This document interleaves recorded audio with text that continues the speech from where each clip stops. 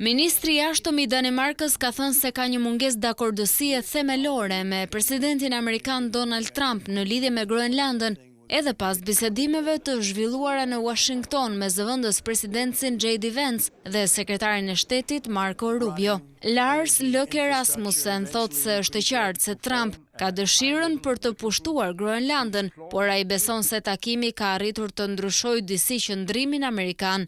E bëm shumë, po shumë të qartë se kjo nuk është në interes të Groenlandës, tha ai. Danimarka është padyshim në anën e duhur të historisë, shtoi ministri. Të dyja palët megjithatë kanë rënë dakord që të krijojnë një grup pune për të diskutuar mënyra për zgjidhjen e mosmarrëveshjeve. Është në interesin e të gjithëve që të bashkëpunojmë, por që të pajtohemi me zgjidhjen që do t'i japim, atëherë duhet të adresohen disa nga shqetësimet, duke respektuar njëkohësisht integritetin e territorit të mbretërisë daneze dhe vendosmërinë e popullit të Groenlandës, ka thënë ministri danez. Ai ka theksuar se përpjekja e SBA-s për ta marrë Groenlandën është absolutisht e panevojshme, duke shtuar se nuk ka ndonjë rrezik të afërt nga Kina apo Rusia. Nga ana tjetër, zëvendës kryetari i Këshillit Rus të Sigurisë, Dmitri Medvedev, provokoi europianët dhe tha se ata nuk do të jenë në gjendje të rezistojnë pushtimit të Groenlandës nga SBA-ja. Në postimin e tij, ai komentoi deklaratën e presidentit të Francës Emmanuel Macron